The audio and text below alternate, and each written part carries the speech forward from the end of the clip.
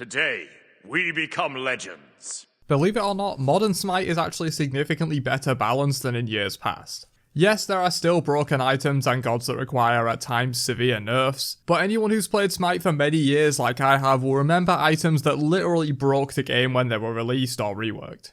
Well, this video is all about those items as we discuss 10 of them that completely broke Smite at some point in its history. If you enjoy these history videos that look back at what Smite used to be, why not subscribe to the channel? I make these sorts of videos pretty frequently on here and we'd love to have you around for the ride to 100k, but without further ado, let's jump in with broken item number 10. So kicking off the list at number 10, we have the 500 gold BUMBA'S mask in Season 4. The original starter items, the ones that were removed in favour of blessings, not the ones they re-added somewhat recently in Season 8, used to work under a system that you get one starter, usually based on your role, a tier 1 item, and potions. But a major change in Season 4 made the jungler starter item specifically, BUMBA'S mask, cost 500 gold instead of the usual 800 it cost before. BUMBA'S mask was basically the equivalent of BUMBA'S dagger now, but it cost 500 gold and could be built with other starter items and potions, since starter items were not restricted to one per god back then. You could build as many as you wanted. This led to the creation of a community-made custom mode for Smite called Raid Boss, by the way, where 5 players with only a starter item and boots would take on 1 player with a full build.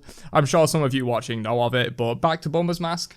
At 500 gold, every role could buy this in addition to their usual starter pick, meaning every single role could easily take jungle camps, sustain off them, and plus invades were way more popular back in Season 4 than they are right now, which allowed for some insane early pressure into invades from basically all roles. Jungles bought BUMBA'S, of course, but mids bought BUMBA'S, supports bought BUMBA'S, even some solos and ADCs would buy it occasionally, and that's why I say this specific version of BUMBA'S mask broke the game. The jungle starter item should not be showing up on all 5 players on the team, that's for sure.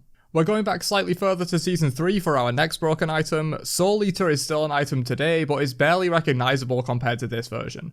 The only component they share is lifesteal, really. The Season 3 Soul Eater was pretty much a hunter item that gave attack speed, lifesteal, and a passive that stacked up lifesteal and movement speed up to 20 stacks. If you dropped below 50% health while at 20 stacks, you burst healed 20% of your max HP. While at max stacks, this item provided 30% lifesteal, 30% attack speed, and 10% movement speed. Solid stats already for an item that cost only 2,000 gold, but then just adding on top of that a massive burst heal that hunters really did not need it at the time. Season 3 was a pretty ADC heavy meta in general, and it led to an item that made ADCs practically unkillable on a dive while still having amazing DPS, and all the other hunter strengths, just without the main weakness of, being able to die. Sticking with hunters, but going back a season, HEARTSEEKER back in Season 2 was a 50 stack item that aimed to be a huge but risky power bomb early in your build.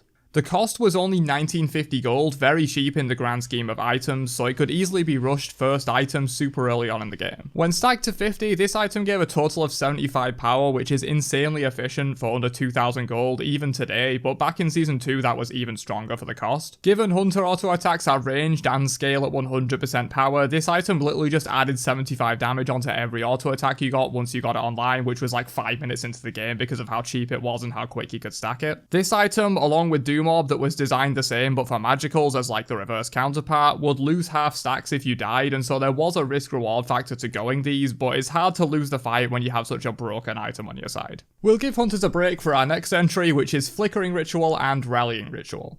So this entry could just be rituals in general, but these two were by far the worst offenders of the bunch. Flickering Ritual was an in-combat blink that you held in your consumable slot, so it didn't even impede on your relics. Rallying Ritual was a teleport to god style effect that allowed you to just TP to an ally, again without using a relic slot for TP, at any time, so long as you bought the ritual. This led to numerous 5-man backdoor attempts on Titans where the highest mobility god on the team runs at the enemy base while the whole team rallying rituals onto them to take the Titan.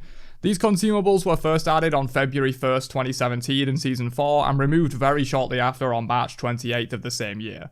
When Hi-Res Control-Alt deletes an entire concept within 2 months of launching it, you know something went horribly wrong there, and that's exactly what we saw with rituals. But I think this video's gone too long without a stupid broken hunter item, so let's get back on that with Season 4's magnum opus, HASTENED Fatalis. This is probably one of, if not the most popular broken item stories in Smite at this point, maybe alongside yet another hunter item from Season 3, and I'm sure some of you know of HASTENED Fatalis and why HASTENED Ring/Katana exists in the game now, excluding hunters from using the effect. HASTENED Fatalis was actually in the game for a long time, being used pretty infrequently by people who just like the item. It had fairly subpar base stats but a very powerful passive effect. I dare say it was a little bit underrated at this time before it received the buff in Season 4, which gave it 10 free flat penetration for no reason. After this buff, the item had competitive base stats with other items for the cost, and one of the best passives in the game for a hunter to have. Rather than trading off some damage for that effect, you now just had great damage and that effect, which drove the item over the tipping point into being flat out broken. This, as often happens in Smite history, led to a completely ADC dominated metagame until the item was removed entirely and replaced with the items we know now, like Hastened Ring, Hastened Katana, and Atalanta's Bow. The next OP item is actually a potion. That's right, and not a ritual-style consumable effect, an actual potion. The 500 gold power potions back in Season 1 were a true meta-defining item, believe it or not.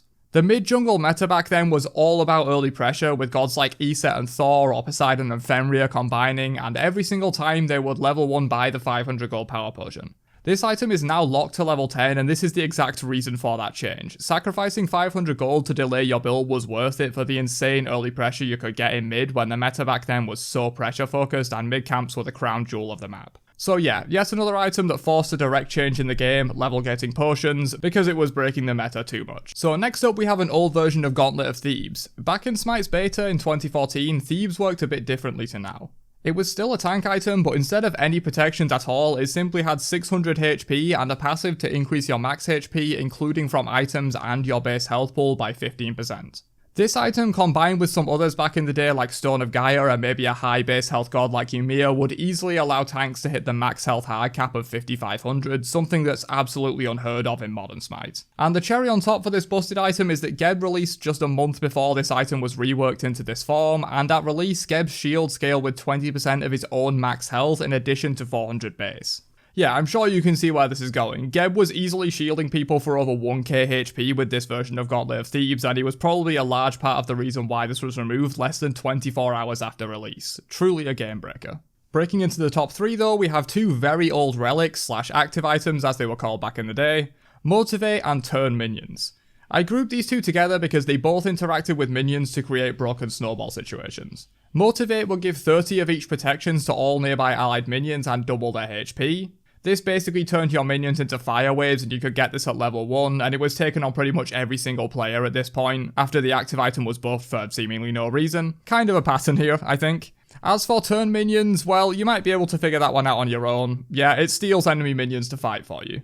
Not only does this kill 3 or more enemy minions, but also summons them back for you, so 3 extra ones, so it's like a 6 minion swing, a full wave, and this basically completely won you the lane for free at any point. Which is basically what these 2 relics both did back in Smite's closed beta. If the enemy went these and you didn't, you just lost the game to minions, straight up. If you tried to fight the enemy god, they just go near their minions, pop Motivate, make you aggro them, and just watch you die. Probably the most broken active items / relics of all time, and well deserving of this high placement on the list. The penultimate entry is an item that has since worked its way back into Smite, but was so powerful on its original release that it never made it out of the playtest for Season 2. It had to be scrapped because of how much it broke the game in its release state. Mannequin Scepter was added in Season 2 to the original starter item roster, but it worked a little bit differently to how it does now. The Season 2 version had a 24% slow on a starter item you buy at level 1 before anyone had their boots online. Yeah, that's basically the crux of this item and the main reason it was so damn broken. No one can escape you if they have a 24% slow on them permanently at level 1. For anyone who remembers the Tier 2 Heavy Hammer Bologna starts back in Season 2, you'll know why this was so strong. Mannequin Scepter never even made it into the final build of Season 2 and was removed from the game entirely until it was brought back in Season 8 with the starter item reboot. And finally, we have probably the most well-known and broken item in Smite, and who would have guessed it's a hunter item? How many of you saw that coming? This time is the Season 3 Golden Bow.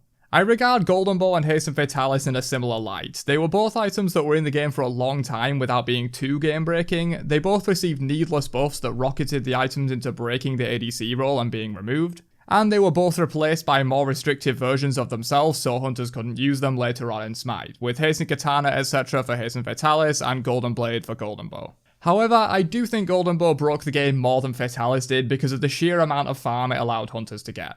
Just for anyone who's not heard of Golden Bow yet, it was a non-restrictive version of Golden Blade we have now that hunters could build, and it also had crit. As well as a tier 2 of the item that still had the AoE damage but to a lesser extent, and to be honest, you could argue the tier 2 was just as game-breaking as the full tier 3 here, if not more so. Given that hunters could simply buy the tier 2 with Golden Bow, known as Throwing Dagger back then, and AoE down all the minion waves for free without using mana or cooldowns and just slurp up every bit of farm they possibly can, then just turn up 4 to 5 levels up and an item on every roll, and the game is decided by which Fed Hunter with Golden Bow would outplay the other Fed Hunter with Golden Bow and win the game. This item truly did make the game entirely about ADC if the player using the item was good, and to me that's deserving of the top spot on my most broken list, at least for now. Who knows what Hi-Rez might get up to in the future of Smite. Speaking of future, why not subscribe to the channel if you enjoyed this one, as I'll be putting out tons more Smite content in the future. Don't forget to drop a like before you leave, and I'll catch you guys in another one later on. Have a great day, and peace out, you nerds.